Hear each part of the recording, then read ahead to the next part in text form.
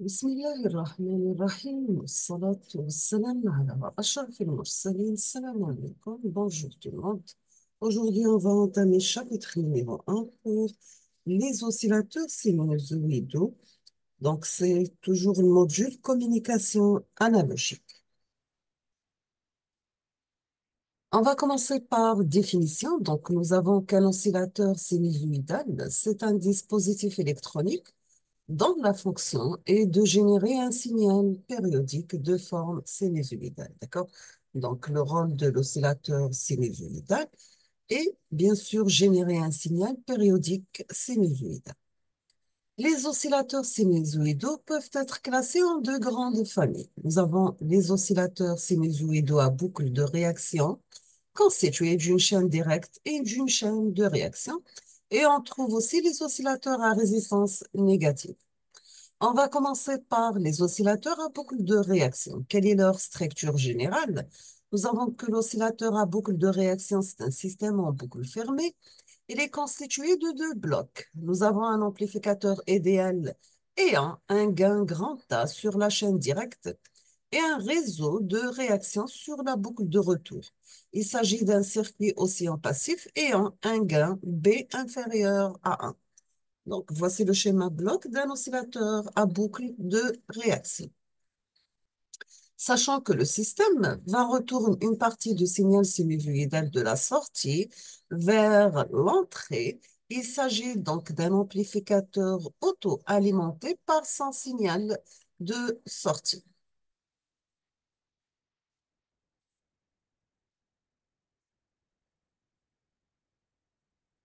Quel est leur principe de fonctionnement? Donc, le principe de fonctionnement peut être résumé par les points suivants. Initialement, nous avons que l'amplificateur est alimenté par une source de tension continue. Deuxièmement, nous avons un bruit de faible amplitude et de forme aléatoire tourne dans la boucle. Et ce bruit va être amplifié par l'amplificateur à chaque tour. C'est le gain de la boucle A fois B. Vérifiez bien sûr la condition. Il faut que le produit de A fois B doit être supérieur à 1. Donc, c'est la condition de démarrage des oscillations. Le réseau de réaction, c'est un circuit résonant, donc il fonctionne comme un filtre. Il va éliminer toutes les autres composantes fréquentielles de signal, à part la fréquence F0. À l'entrée de l'amplificateur, on va obtenir un signal sinusoïdal VR de fréquence F0. Dans ces figures, vous avez un signal de sortie d'un oscillateur au démarrage et un entretien des oscillations. Au démarrage des oscillations, vous avez le produit A fois B supérieur à 1. Et dans la deuxième partie du signal, on va maintenir les oscillations pour arriver à le produit A fois B égale à 1. Après le démarrage des oscillations, donc l'oscillateur doit garder une amplitude stable à la sortie. Donc le gain de la boucle doit vérifier la condition suivante. Donc A fois B égale à 1. C'est la condition de l'entretien des oscillations. Pour assurer le démarrage de l'oscillateur, il suffit de mettre A fois B légèrement supérieur à 1. L'entretien de l'oscillation est assuré soit par la saturation de l'amplificateur, soit par un circuit de contrôle de gain qui assure A fois B égale à 1 après le démarrage.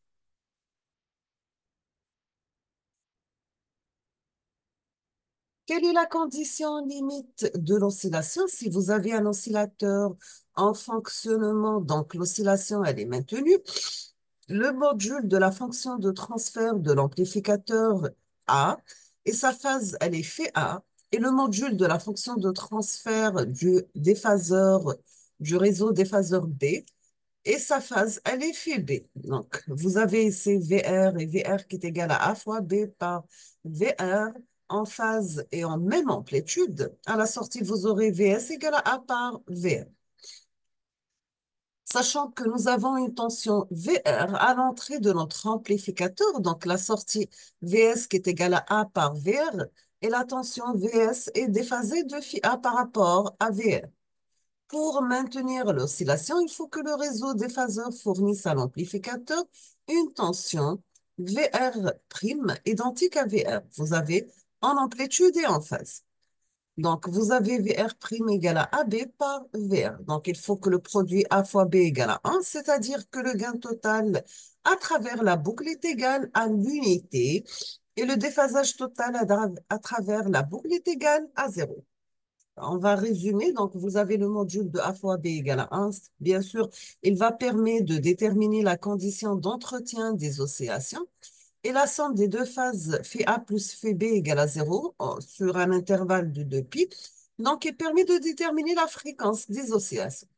C'est la condition limite d'oscillation. On va l'appeler condition de Bar-Russell.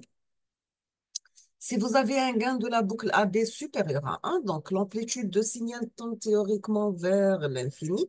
Dans le cas où A fois B inférieur à 1, les oscillations sont amorties. On va prendre un exemple. Si vous avez un circuit résonant utilisé comme boucle de retour dans un oscillateur, le gain de ce circuit est 0,25 avec une phase de 180 degrés pour une fréquence égale à 1 kHz. Donc, pour que cet oscillateur fonctionne, il doit avoir un gain de 4 avec un déphasage de 180.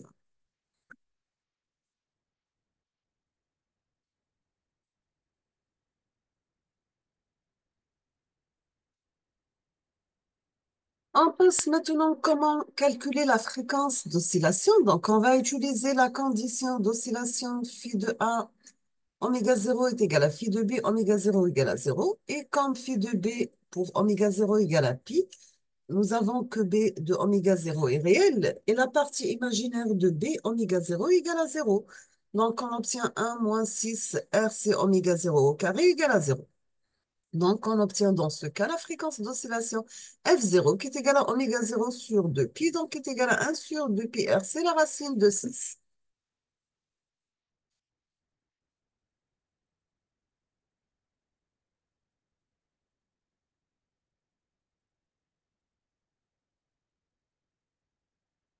Troisièmement, on va commencer par quelques études des principaux types d'oscillateurs, cette fois-ci à boucle de réaction.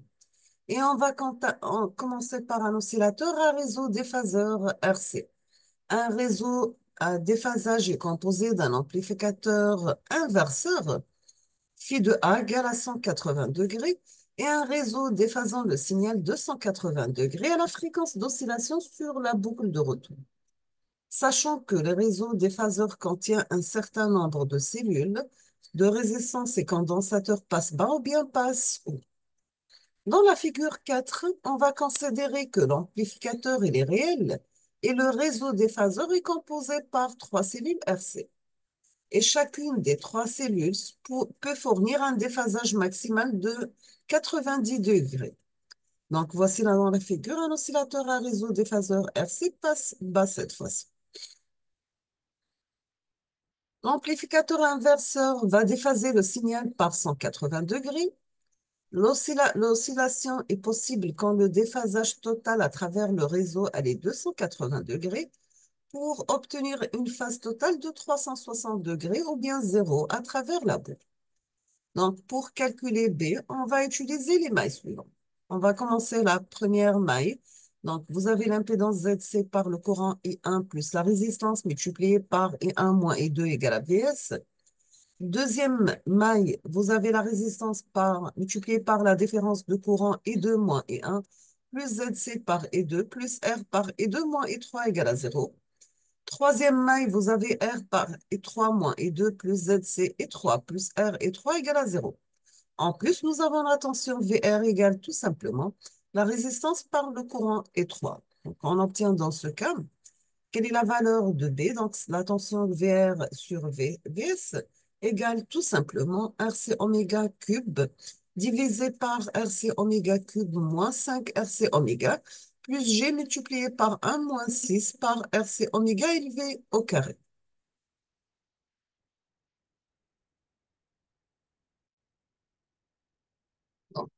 Comment calculer la fréquence d'oscillation? On va utiliser une condition que phi A plus phi B égale à 0. Phi de B fait le point oméga 0 égale à pi. Donc, on obtient que B de oméga 0 est réel. Et la partie imaginaire égale à 0. On va mettre 1 moins 6 RC oméga au carré. Donc, la partie imaginaire égale à 0 pour arriver à une fréquence d'oscillation qui est égale à oméga 0 sur 2pi. Donc, qui est égale à 1 sur 2pi RC, la racine de 6. Quelle est la condition d'entretien d'oscillation? On va utiliser que Le module de A oméga 0 par B oméga 0 égale à 1.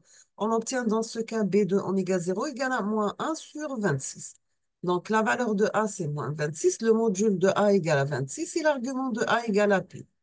Maintenant, si on va parler d'un cas d'un réseau déphaseur avec des cellules RC en passe bas, on obtient B égale à 1 moins 1 moins 5 RC oméga au carré plus G multiplié par 6 RC oméga moins RC oméga à la puissance 3.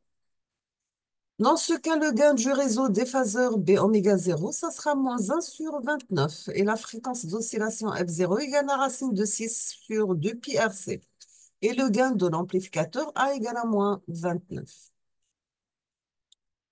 Dans cette figure, vous avez un exemple d'un oscillateur à réseau déphaseur passe haut à base d'un amplificateur opérationnel.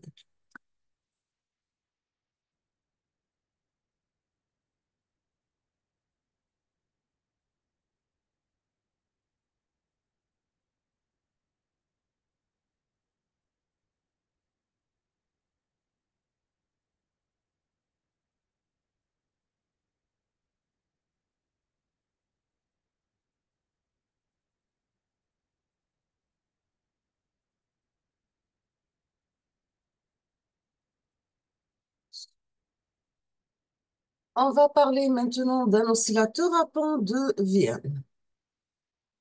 Bien sûr, cet oscillateur va utiliser un pont de Vienne dans la chaîne de retour et le pont de Vienne est un circuit électrique mis au point par Max Vienne. Donc, voici le schéma de pont de Vienne. On va commencer par calculer la fonction de transfert du circuit B constitué d'une résistance R1 en série avec un condensateur C1 en série avec résistance R2 en parallèle avec C2. Donc, on obtient B de oméga qui est égal V2 divisé par V1. On va utiliser le diviseur de tension. On obtient, c'est la résistance R2 en parallèle avec condensateur C2 avec une impédance 1 sur GC2 oméga divisé par la somme. Donc, on aura R2 en parallèle avec C2 plus R1 plus en série avec la condensateur C1. Après simplification, on obtient B de oméga égale 1 sur 1 plus R1 sur R2 plus C2 sur C1 plus G par R1 C2 oméga moins 1 sur R2 C1 oméga. La tension V2 est en phase avec V1, bien sûr quand la partie imaginaire B de oméga égale à 0. Donc, on obtient R1 C2 oméga 0 moins 1 sur R2 C1 oméga 0 égale à 0. On tient pour la fréquence F0 qui est égale à oméga 0 sur 2 pi est égale à 1 sur 2 pi la racine de R1, R2, C1 et C2. Donc, on obtient B de oméga 0 égale à 1 sur 1 plus R1 sur R2 plus C2 sur C1. Il est possible de réaliser un oscillateur qui fonctionne à la fréquence F0 en utilisant un pont de Vienne, en l'associant avec un amplificateur non inverseur ayant un gain A égale 1 sur B oméga 0 qui est égal à 1 plus R1 sur R2 plus C2 sur C1.